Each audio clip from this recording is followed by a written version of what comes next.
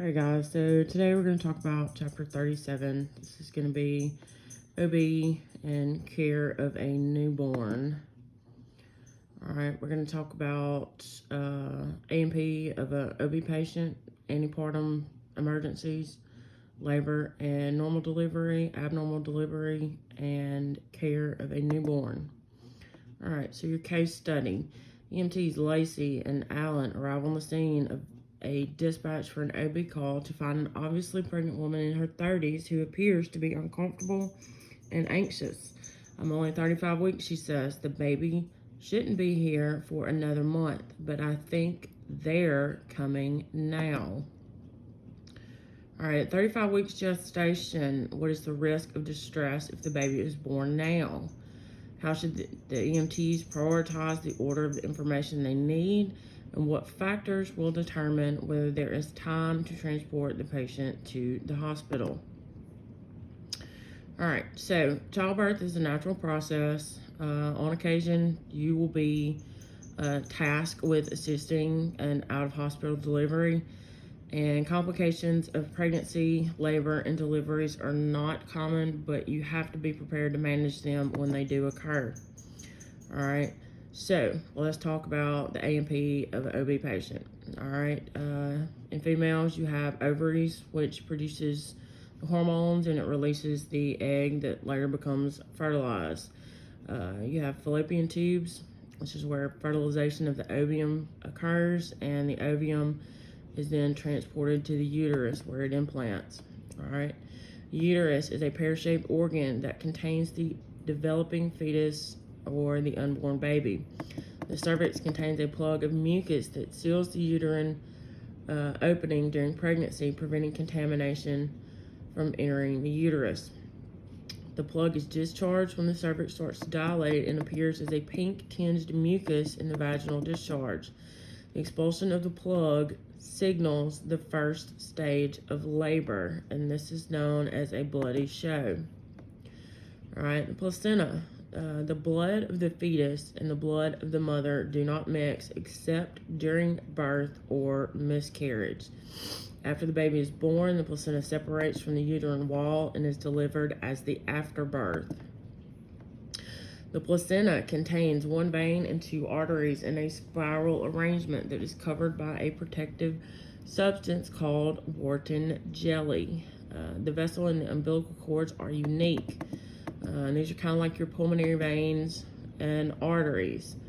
All right, the veins carry oxygenated blood and nutrients to the fetus, and the arteries carry deoxygenated blood and waste products back to the placenta. The structure of the cord and the blood traveling through it keeps it from kinking up. All right. The amniotic sac is filled with amniotic fluid in which the baby floats, insulating and protecting it through pregnancy.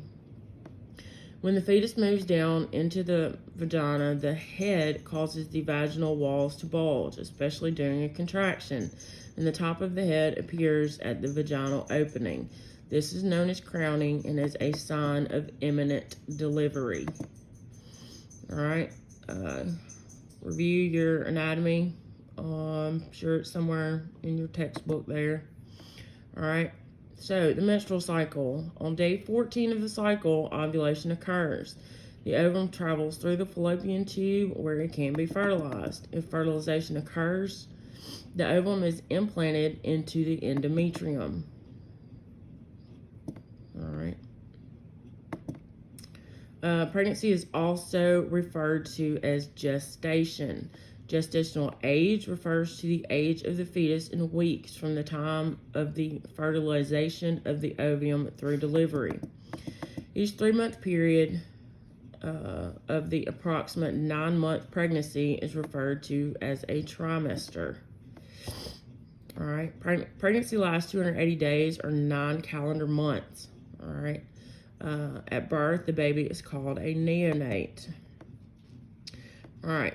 Physiological changes in pregnancy. These are caused by hormones, growing fetus, and increased metabolic rate. And many of the mother's body systems are going to be affected. All right. The pregnant uterus weighs about the pre-pregnant uterus weighs about 2 ounces and holds approximately 10 milliliters. At the end of pregnancy, the uterus weighs more than 2 pounds and holds approximately 5,000 milliliters. The pregnant uterus is extremely vascular and contains approximately 1/6 of the total blood volume of the mother. A mucus plug forms in the opening of the cervix to protect the fetus from infection. The breast becomes enlarged and become more nodular in preparation for lactation or milk production. The respiratory tract resistance decreases as a result of hormones causing smooth muscle dilation. The tidal volume increases by 40%, however, the function reserve volume decreases, meaning the pregnant patient has respiratory reserve. There is an increase in oxygen consumption by approximately 20%. All right, maternal blood volume increases by 45%. There's also an increase in red blood cells content and plasma. However, the plasma volume is greater than the red blood cells, causing a relative anemia. All right, the pregnant patient is given iron supplements to increase oxygen binding on the red blood cells. This blood volume increase delays the signs and symptoms of shock in the pregnant patient. Nausea and vomiting commonly occur during the first trimester as a result of hormone changes and the changes in the need for carbohydrates. All right. In the kidneys, glomerular filtration increases by approximately 50% during the second trimester and remains elevated. An increase in urinary frequency is common in the first and third trimester because the uterus compressing the bladder. The mother's center of gravity changes because of the heavy uterus. The patient compensates for this and therefore often experiences lower back pain. The symptoms of hyperemesis gravidum usually occurs between 4 and 6 weeks of pregnancy and can peak between 9 and 13 weeks. This hyperemesis gravidum is extreme motion sickness accompanied by extreme morning sickness and is accompanied by severe nausea and vomiting. All right, additional signs and symptoms include weight loss of 5% or more of pre-pregnancy weight, confusion, decreased ability to concentrate, extreme fatigue, hypotension, tachycardia, poor skin turgor, dry mucous membranes, anxiety, depression, and irritability. How are we going to treat these people? Care is primarily supportive.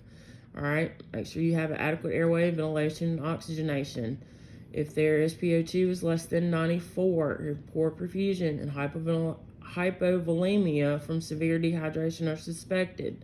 Administer oxygen. It is important to distinguish this condition from typical nausea and vomiting associated with pregnancy. If bleeding occurs behind the placenta, where the margins of the placenta are intact, there will be no vaginal bleeding, even though the patient can lose significant amounts of blood and present in hypovolemic shock. All right, this is antepartum conditions causing hemorrhage. Some of these are spontaneous abortions, placenta previa, abrupto placenta, a ruptured uterus, and an ectopic pregnancy. All right, the cause is usually genetic, 50% of cases, or it can be caused by a uterine abnormality, infection, drugs, or maternal disease. Cramping and vaginal bleeding are usually present at 8 to 12 weeks gestation.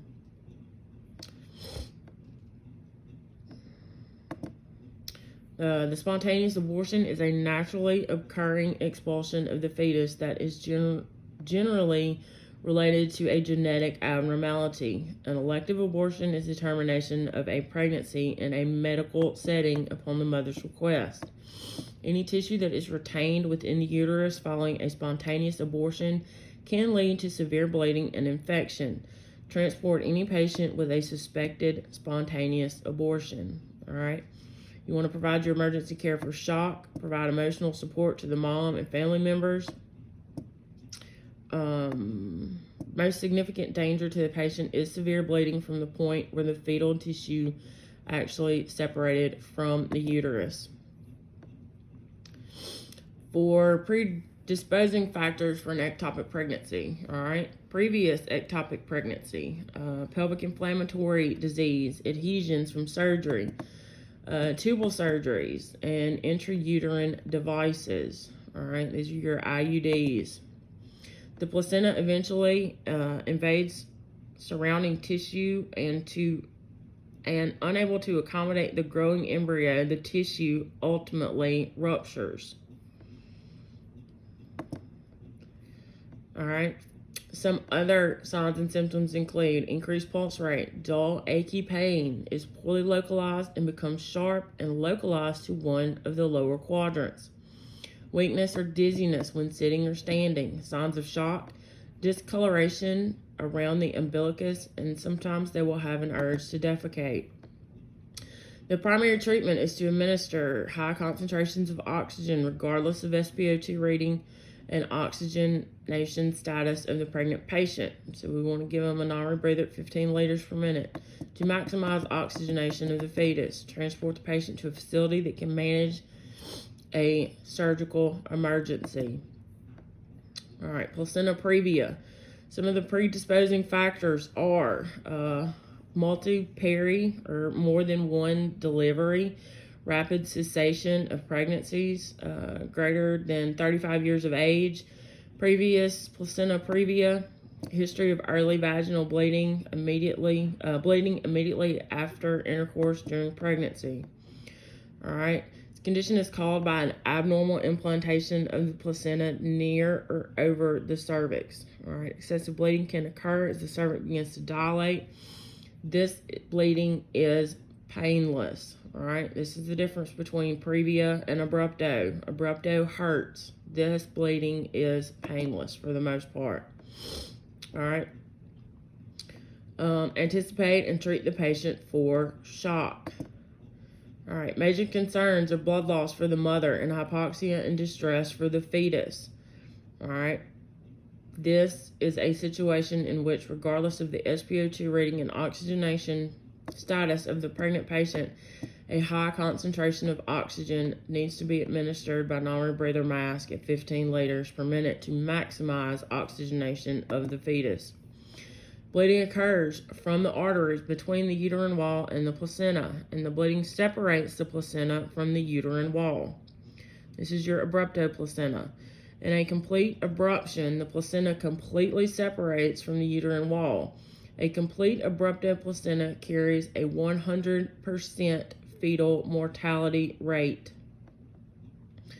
In partial abrupto placenta, the placenta is partially torn from the uterine wall. Because it remains partially attached, it is associated with a 30 to 60% rather than total fetal mortality.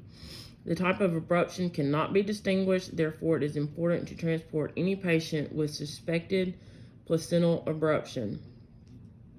Some of their predisposition factors are they have hypertension, use of cocaine or other vasoactive drugs, preeclampsia, several births, previous abruption, smoking, short umbilical cord, premature rupture of the amniotic sac, diabetes, and trauma involving the abdomen during pregnancy. All right. Because the head of the fetus might block a large amount of blood flow from the vaginal opening, use the clinical signs and symptoms of shock to gauge the severity of blood loss. Vaginal bleeding, which can be severe, minimal, or absent, depends on the location of the head of the fetus. Abdominal tenderness upon palpation, constant abdominal pain from uterine spasms that can be mild or acute. If the patient is in labor and having contractions, the pain will not subside and will be constant, even between contractions. They'll have pain in their lower back. The uterine contractions that we talked about, signs and symptoms of hypovolemic shock, and bleeding is severe or occurs over a longer period of time. Primary treatment is to administer high-flow oxygen, regardless of their SpO2. All right. Treat the patient for shock and provide immediate transport, preferably to a medical facility that can manage a surgical obstetrical emergency. A ruptured uterus results in severe maternal hemorrhage and fetal distress and requires immediate surgery. Carries a very high mortality rate, severe maternal hemorrhaging, and severe fetal distress.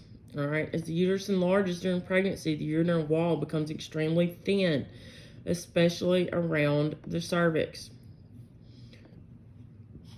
All right, so we want to do a really good assessment. Do they have a history of previous uterine rupture, history of abdominal trauma, more than 2 previous births, prolonged or difficult labor, constant severe abdominal pain, signs and symptoms of shock? All right.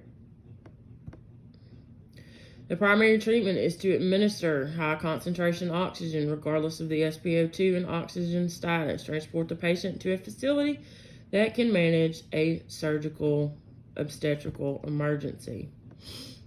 All right, hypertensive emergencies. All right, this is going to be your eclampsia and your preeclampsia. Seizures during pregnancy, status epilepticus, is especially dangerous. Seizures can result in maternal injury, hypoxia, hypercarbia, increased intracranial pressure, acidosis, hyperthermia, and possible abrupto placenta. Death of the mother can also result from cerebral hemorrhage, respiratory arrest, kidney failure, or circulatory collapse.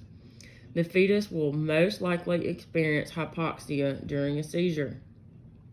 Seizures can be associated with hypertensive emergencies and eclampsia. All right. If the patient has a lower blood pressure prior to the pregnancy, an increase in systolic pressure of greater than 30 milligrams of mercury, and a diastolic pressure greater than 15 milligrams of mercury above the baseline pressure is used to define this condition. All right. This is pregnancy-induced hypertension. And it's usually resolved upon the delivery of the baby. Okay. All right, preeclampsia occurs most frequently in the last trimester and is most likely to affect women in their 20s who are pregnant for the first time. Eclampsia is a more severe form of preeclampsia and includes coma or seizures. All right, usually seizures is the passage point from preeclampsia to eclampsia. All right.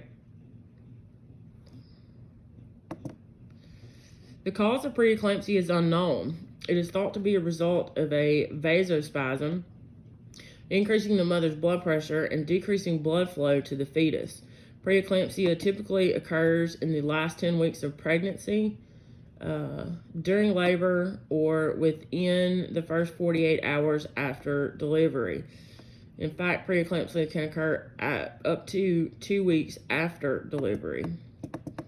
All right, risk factors: pregnancy for the first time, pregnancy with multiple gestations, twins, triplets, or more, known history of previous preeclampsia, obesity, diabetes, connective tissue disorders,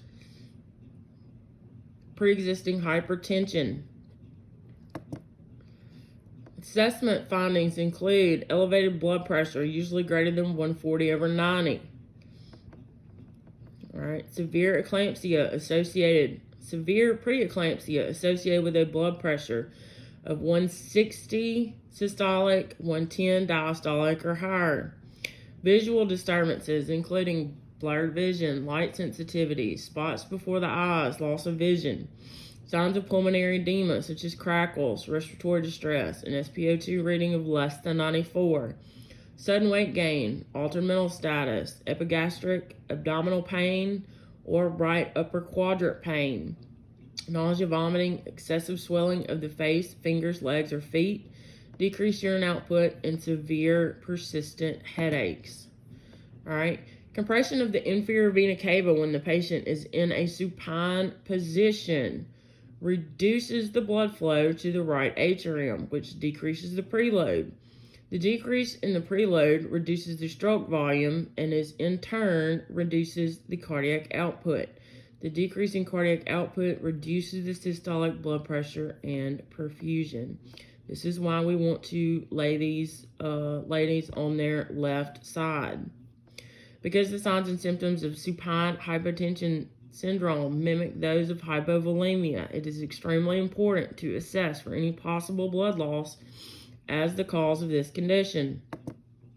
To avoid supine hypertensive syndrome, any patient who is in their 20th week of gestation or later, or in whom the height of the fundus of the uterus is at the umbilicus or above, should be placed in a sitting position, if appropriate, or lying on their side, preferably with the right hip elevated at least 15 degrees to shift the weight to the left, which moves the uterus away from the vena cava.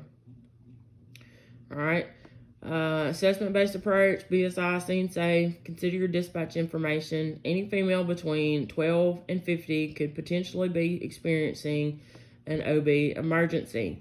The term gravida refers to pregnancy. When a Roman numeral is added after gravida, it indicates the number of pregnancies. For example, gravida 1 is a patient who is pregnant for the first time. All right. Para refers to a woman who has given birth to a fetus of 20 weeks of gestation or greater, regardless of whether it was a live birth or stillborn. Para 1 would indicate a mother who gave birth for the first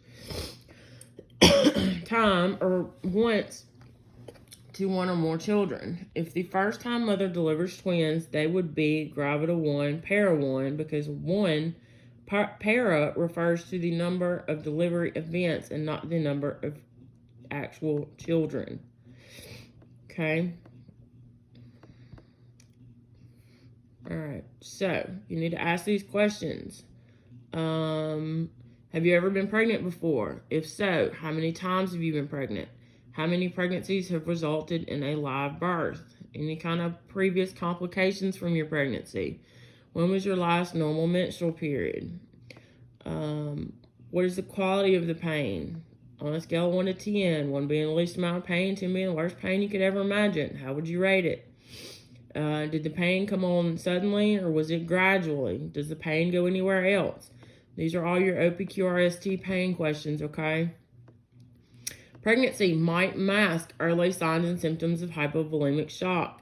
The initial indication can be subtle or even absent. This is because a woman's blood volume is normally increased during pregnancy, which can mask a fall in blood pressure associated with shock. Also, the mother's body will shunt blood away from the fetus and redirect it back to the vital organs of the mother. So even though the mother seems well, the fetus could still be in extreme distress. So how are we going to provide care? Ensure that the airway is open. You have adequate breathing and oxygenation. Your circulation is intact. Administer high concentration of oxygen. All right, no matter what their SpO2 reading is for. Care for bleeding from the vagina. If there is vaginal bleeding, place a sanitary pad over the vaginal opening. Treat for shock. Please do not ever put anything inside the vagina, okay? Provide emergency care as you would for a non-pregnant patient based on their other signs and symptoms. Transport the patient on their side, all right? Reassess the primary and repeat the primary survey assessment and vital signs. Check any interventions. Be especially careful about delivering high concentration of oxygen. Be attentive for any signs of developing shock and treat the patient immediately. All right, towards the end of a full-term pregnancy, the third trimester, the fetus normally moves into a head-down position. When the head descends through the broad upper inlet of the mother's pelvis, the uterus moves downward and forward. All right, the length of each stage varies in different women and under different circumstances. All right, these are your stages of labor. The first stage of labor is from the beginning of true labor or contractions to complete cervical dilation and 100% effacement. During this first and longest stage, the cervix becomes fully dilated at 10 centimeters. All right. If you have a female this is her first pregnancy, this is probably going to take a long time. Therefore, if you have somebody with, this is their 6th pregnancy, their 6th baby, this may take anywhere from an hour to 2 hours, depending on the woman, okay? Braxton Hicks contractions become more frequent throughout pregnancy but are not true labor. It is not possible to differentiate between Braxton Hicks and true labor in the pre-hospital setting. Transport any patient who is having contractions. With the onset of true labor, the contractions become more frequent and last longer and become more intense. This pattern continues until the contractions occur less than 2 minutes apart and last longer than 60 seconds and are a +10 on the pain scale. The tightening and bearing down sensation becomes stronger and more frequent. The mother has an uncontrollable urge to push down, which they might actually do. All right, when the head is the presenting part in the vaginal opening, it is referred to as a vertex presentation. At this point, the mother should be coached to just push with each contraction. The shoulders and the rest of the baby's body follow. For the patient for whom this is their first delivery, the second stage typically lasts from 50 to 60 minutes. Okay. Signs that a delivery of the placenta are imminent. There is a sudden increase in bleeding from the vagina. The uterus becomes smaller in size. The umbilical cord begins to lengthen. The mother has an urge to push. Pulling or tugging on the umbilical cord to deliver the placenta can cause the uterus to invert. If inverted, the uterus cannot contract and tone up effectively. The exposed uterine vessels continue to bleed and lead to serious hemorrhaging and hypovolemia. Please do not ever pull on the cord to get it to come out quicker, all right? Let it do its own thing. To determine whether you should transport or commit to delivery on the scene, answer the following questions. What is the age of the patient, the pregnant patient? How many times has the patient been pregnant? Is this the patient's first delivery? If not, how many deliveries have they experienced? How long has the patient been pregnant? What is the estimated due date?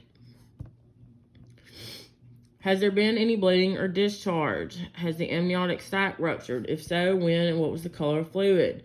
Has the fetal movement been present or absent? Are there any contractions or pain present? What is the frequency and duration of the contractions? Is crowning occurring with contractions? Does the patient feel they need to push? Does the patient feel as if they are having a bowel movement with increased pressure in the vaginal area? Is the abdomen hard upon palpation? Did the patient take any medicines? If so, what was taken and when? All right, at 40 weeks, the fundus drops to below the xiphoid as the fetus moves into position for delivery. In these 3 situations, you must assist in delivering of the baby. There is no suitable transport. The hospital or physician cannot be reached due to bad weather, natural disaster, or catastrophe, or delivery is imminent. When you get on scene and you look and the woman's having contractions and stuff and you see that baby's head coming out, that is an indication of an imminent delivery. You need to stay and deliver that baby where you're at. If birth is imminent with a crowning and the top of the head is presenting part and the patient is pushing with contractions, commit to delivery at the scene. All right.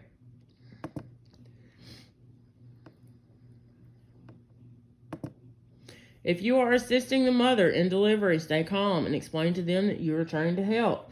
Ensure the mother's comfort, modesty, and peace of mind as much as possible and try to limit distractions and onlookers. All right. So take your standard BSI. Do not touch the vaginal area except during delivery. Do not allow the patient to use the toilet. Do not hold the mother's legs together. Use a sterile OB kit. All right, so this is how it's going to work. Take your appropriate BSI, position your patient, apply oxygen, create a sterile field. You want to anticipate vomiting and assess for crowning. All right, here's what your disposable OB kit looks like. Place one sheet under the mother's hips, unfolding it towards their feet, and another sheet over the abdomen or legs. Place your OB kit or equipment within reach, but away from the birth canal so it will not be contaminated by vaginal discharge, blood, or amniotic fluid. Apply gentle pressure to the head to prevent an explosive delivery. Tear the amniotic sac if it is not ruptured. You want to use very gentle pressure to prevent an explosive delivery. Avoid touching or exerting pressure on the baby's face and on any soft spots on the head. All right, you can use your finger to rupture the amniotic sac and then tear it away from the baby's face as they appear. Determine whether umbilical cord is around the baby's neck. If so, this is referred to as a nuchal cord. A nuchal cord must be managed immediately when it is found. Use 2 fingers to slip the cord over the baby's shoulders or head. If you cannot move the cord, place the clamps 2 to 3 inches apart and cut between the cords using scissors. Suction the nose and the mouth of the newborn immediately following birth, only when secretions or other substances are present that obstruct spontaneous breathing. A bulb syringe will be found near your OB kit. With both hands, support the head of the baby and apply a slight downward movement that enables the shoulders to deliver. With both hands continuing to support the baby's head, apply a slight upward movement that enables the upper shoulder to be delivered. Typically, after the shoulders are delivered, the remainder of the body follows rapidly. Never pull the baby from the vaginal opening or apply traction. Do not put your finger in the baby's armpits. Pressure there can damage nerve centers, resulting in permanent damage. Receive the newborn in a clean or sterile towel to help you hold it securely. Be sure to support the head and neck, as the baby does not have the ability to hold them up quite yet. All right, do not pull on the umbilical cord as you lift or receive the newborn. Keep the baby at the level of the uterus. Don't lift the baby high above or low or way below the mother's uterus. Immediately dry the baby with towels. Remove the wet towels from the infant's body to avoid inadvertent cooling. Place the newborn in a warm, dry blanket wrapped with plastic wrap or placed in a food-grade Ziploc storage bag with the head exposed and on its back with the head in a sniffing position and maintain an open airway. It is recommended that a delay of 30 seconds occur before cutting the cord, as it has been found that delaying cord clamping results in the following for the newborn: less cerebral hemorrhaging, higher blood pressure, increased blood volume, less need for transfusions after birth, less necrotizing enterocolitis. An APGAR score should be done 1 minute and 5 minutes after birth.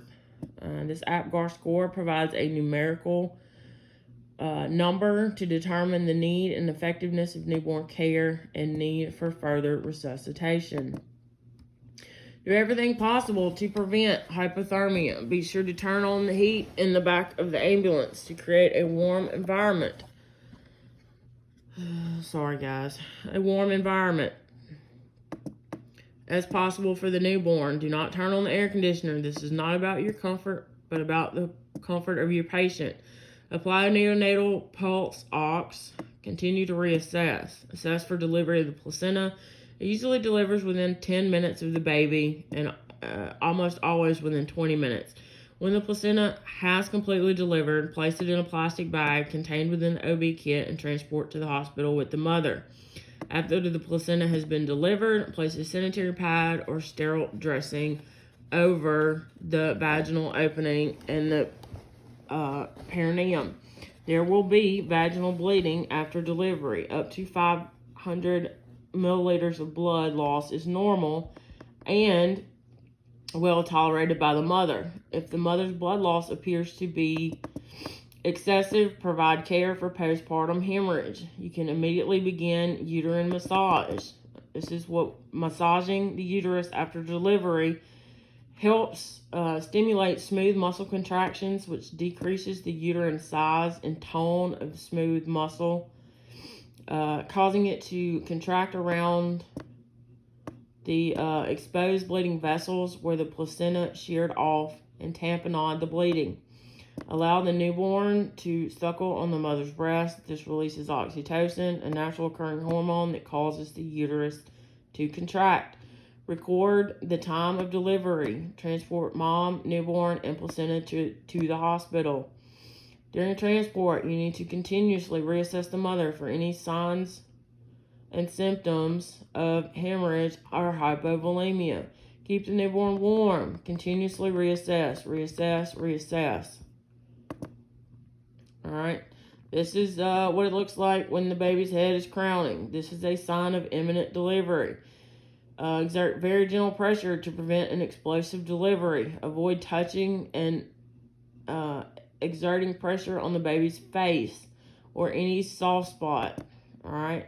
As the baby's head is delivered, determine whether the umbilical cord is around the neck.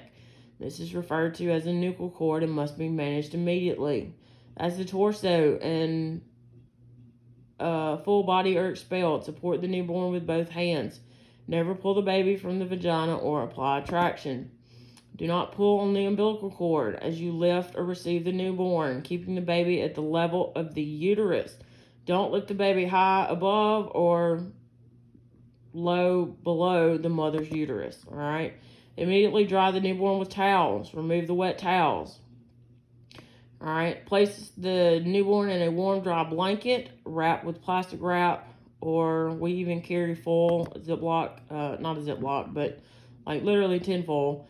It is recommended that a delay of at least 30 seconds should occur between cutting the cord. When the placenta appears at the vaginal opening, grasp it gently. Never pull or tug on the umbilical cord. Instead, slowly and gently guide the placenta and the attached membranes from the vaginal opening. Apply neonatal pulse ox probe. Continuous reassess. All right. Lacey reassures the patient and explains that she needs to check to see if the baby is about to be born. Lacey confirms that the delivery is imminent. Lacey pulls on a gown and eye protection as Alan prepares the OB kit. Within 10 minutes, Lacey has assisted with delivery of a newborn baby girl. All right, what steps are required in the immediate care and assessment of the newborn? What special considerations should be taken if a newborn is premature? All right. Labor and delivery at less than 37 weeks of gestation and recurrence of contractions after the first baby is born are also signs of an abnormal delivery. Any presentation besides normal crowning, you can look down there and see a foot, a hand, a cord. Anything besides the head is abnormal. Amniotic fluid with an abnormal color or smell. Green is meconium. All right, for most intrapartum emergencies, delivery in the pre-hospital setting is not possible. Contact Med Control for further orders. In some emergencies, medical direction might recommend that you perform certain maneuvers to facilitate the baby's delivery. Okay? The emphasis here is on immediate transport, administering oxygen, and monitoring of vital signs. Let's say you see a cord is the presenting part. Insert a gloved hand into the vagina and gently push or lift the presenting part of the fetus, the head or buttocks, up, back, and away from the pulsating cord. Do not try to push the cord back into the vagina.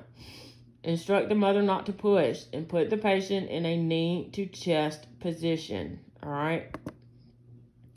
Review the anatomical structures relative to a prolapse cord delivery and how to manage them.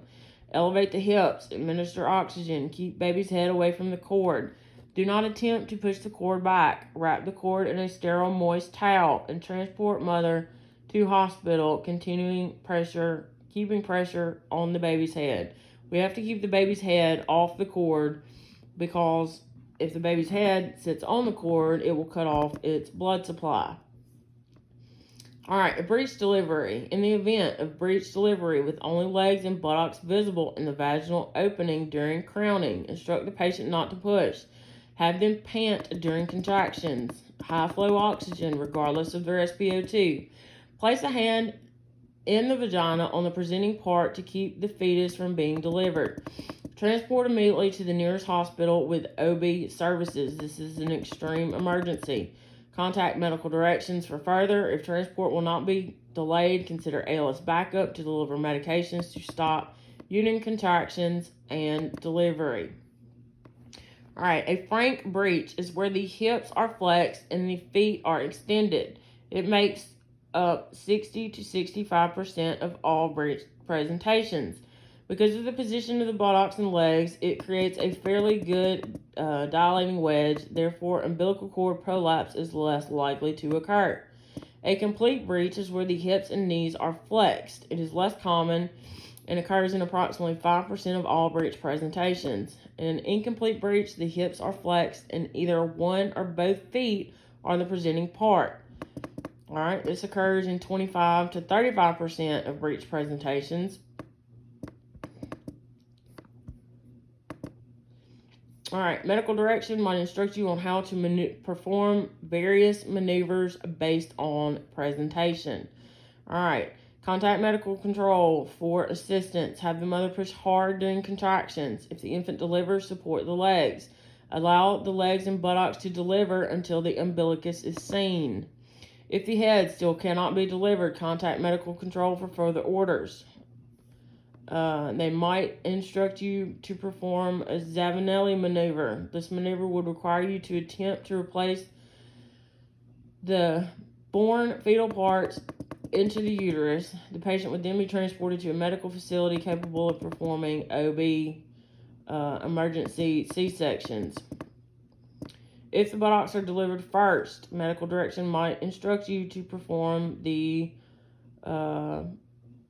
Marceau maneuver. All right, what EMT should apply? Suprapubic pressure. All right. The other EMT places their non-dominant hand on the fetal shoulders, and the second EMT places their dominant hand inside the vagina and places 2 fingers on the maxilla, the bony part of the face just below the nose, and applies downward pressure, causing the fetal head to flex forward. The forearm supports the weight of the baby that has already been delivered, and the baby's body is elevated gently towards the mother's abdomen while keeping the head flexed. All right. The suprapubic pressure is maintained during the entire procedure. All right, let's say you have a face, a chin, or brow presentation is literally what the name implies. When crowning, a face presentation is when the face is presenting part of the vaginal opening. A chin presentation is when the chin. A brow presentation, eyebrows or eyebrow are the opening part. All right, vaginal delivery is impossible with this, or an arm or a leg. All right. You can have either of these. Vaginal delivery is impossible. Administer oxygen. Transport the patient. Transport. When one arm or one leg is the first to protrude from the birth canal, it is considered a limb presentation.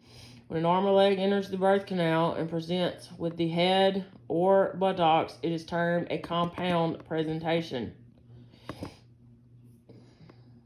All right. Shoulder dystocia. Fetal shoulders are larger than the fetal head, and the head delivers, then retracts back into the vagina.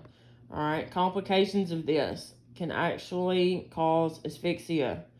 All right, injury to the brachial plexus,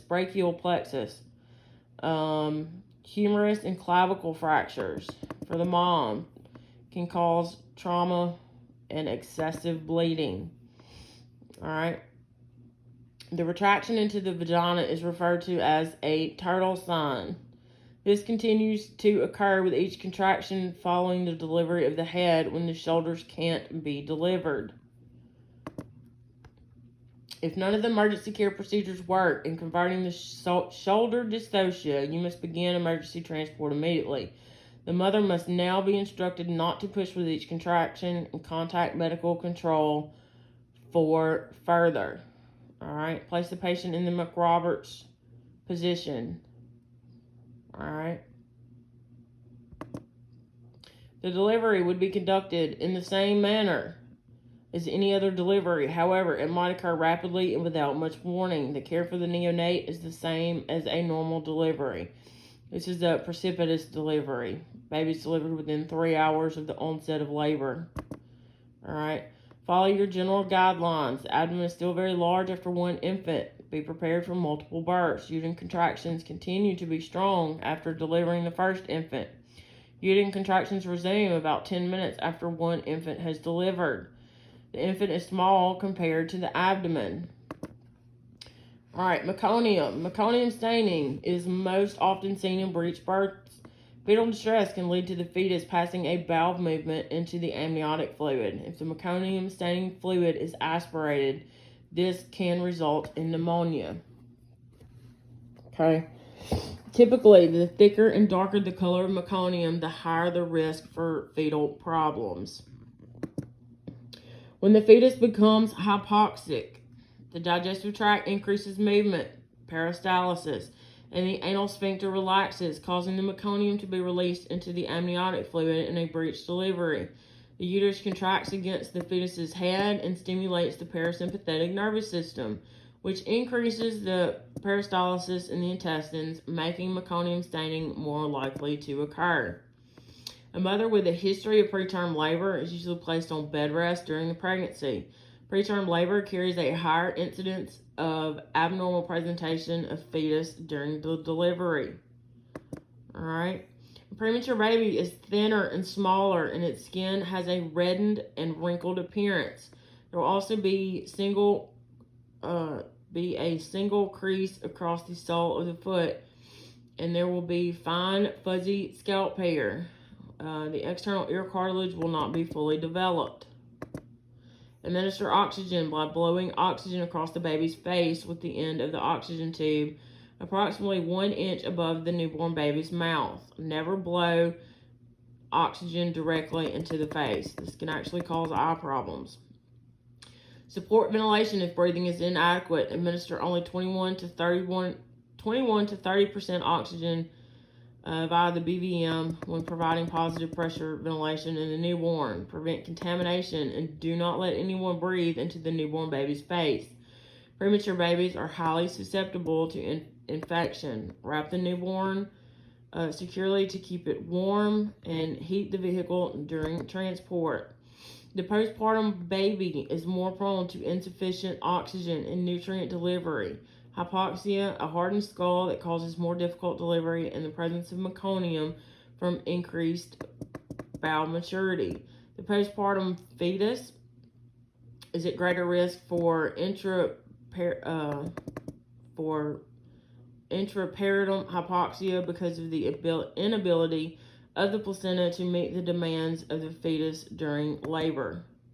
Infection of the amniotic fluid or a dry delivery places stress on the fetus during labor and delivery. These babies often need additional resuscitation beyond normal newborn care after being delivered.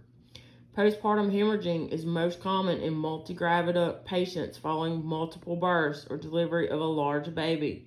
Prolonged labor and precipitous delivery can lead to failure of the uterus to tone. Clot formation in the venous system can lead to a pulmonary embolus. The patient with a pulmonary embolus can present with shortness of breath, syncope, tachycardia, sharp chest pain, hypotension, cyanosis, pale, cool, clammy skin. Provide oxygen via non-rebreather mask at 15 liters per minute. If the patient's breathing becomes inadequate, begin positive pressure ventilation with supplemental oxygen connected to the ventilation device. All right. Neonates lose body heat very quickly. Immediately dry the newborn. Wrap the baby in a blanket or a plastic bubble bag swaddle. Suction to clear the airway only if obstruction to breathing is present. Place the newborn on their back with neck slightly extended in a sniffing position. APGAR score at 1 and 5 minutes after birth. All right, score each category with a 0, a 1, or a 2. All right, so a score 0 points if the entire body is blue or pale, 1 point if the body is pink but the extremities are blue, and 2 points if the body and extremities are pink. Pulse, 0 points for no pulse, 1 point for a heart rate less than 100, 2 points for a heart rate greater than 100. Grimace are your reflex abilities. 0 points for no activity. 1 point for some facial grimace. 2 points for grimace with cough, sneeze, or cry. Activity. 0 points for limp or no movement. 1 point for some flexation. 2 points for active movement. Respirations. Alright, y'all get the point of this. Check out your APGAR scoring in your book. Use the APGAR score to determine the need for resuscitation. 7 to 10 points, provide routine care. 4 to 6 points, stimulate and provide oxygen. 0 to 3 points, provide care including oxygen, positive pressure ventilation, and or CPR. En route to the hospital, provide continuous assessment for the newborn. Pay particular attention to body temperature, airway, breathing, and oxygen status, heart rate, color, and activity level. Contact medical direction to update them on medical condition of mother and newborn. Here is your algorithm. Most newborns require no resuscitation beyond temperature maintenance, mild stimulation, and suctioning. However, you need to be prepared for more. Okay? Alright, signs of severely depressed newborn include respiratory rate over 60 per minute, diminished breath sounds, heart rate over 180 or under 100, obvious signs of trauma from the delivery process, poor or absent skeletal muscle tone, respiratory arrest, severe distress, heavy meconium staining of amniotic fluid, and a non-vigorous newborn. Weak pulses, cyanotic body, core and extremities, poor peripheral perfusion, lack of poor response to stimulation, APGAR scores under 4. The establishment and maintenance of an adequate airway, ventilation, and oxygenation is the cornerstone treatment for any newborn who does not exhibit vigorous activity following birth.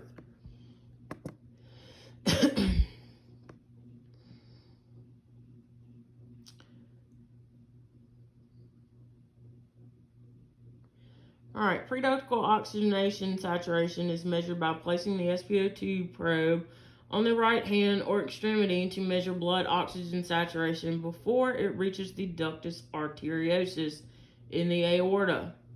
Alright, SpO2 readings and blood oxygenation will be much lower immediately after birth and will steadily improve within the first 10 minutes. Approximately 80% of newborns require no resuscitation beyond keeping them warm and keeping their airway clear of secretions if necessary. To provide blue by oxygen, hold the tube 1 inch from the baby's nose and mouth and direct the oxygen flow at 5 liters per minute or greater across the mouth and nose. Make sure the baby is kept warm and the airway remains clear. A small number of newborns might require chest compressions, and an even smaller number might require medications or an advanced airway that an advanced life support team can provide. Alright?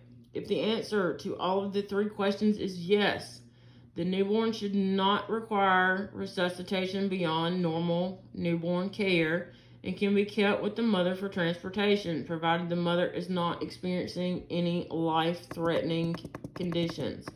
If you have answered no to any of the 3 questions, the newborn will require 1 or more additional interventions. The newborn resuscitation steps follow. In many of these interventions, after 60 seconds, reassess to determine the need for continued intervention. Alright. The entire time the newborn is in your care, you must continuously reevaluate heart rate, respiratory rate, oxygenation. Not only do you have a mom as patient number 1, you have patient number 2. This is baby. Alright? Table 37.2 in your book is assessment and initial management of the newborn should be conducted as outlined in this table. Alright? Following interventions must be conducted within 30 seconds after delivery. Alright? We've already gone over most of this. Dry and warm the newborn. Position the airway. Suction if needed. Stimulate by flicking the soles of the baby's feet or rubbing their back. Alright? The relative frequency of need for resuscitative measures is often shown as an inverted pyramid with the simple care most newborns require at the top. To provide blue ball oxygen, we have already gone over this. All right, clear the airway by suction. Provide ventilations by BVM at a rate of 40 to 60 per minute with 100% oxygen if the baby is term newborn, and only 21% to 30% if they are preterm newborn. You should maintain a tight mask seal and provide ventilations with just enough force to raise the infant's chest. Alright, please do not go around squeezing this whole bag. You're going to pop the baby's lungs. Reassess after 30 seconds of ventilation if the baby's breathing has not improved and the heart rate is still less than 100. Continue ventilations and reassess every 30 seconds. If, despite adequate ventilations and the baby's heart rate drops to less than 60 beats per minute, continue ventilations and begin chest compressions.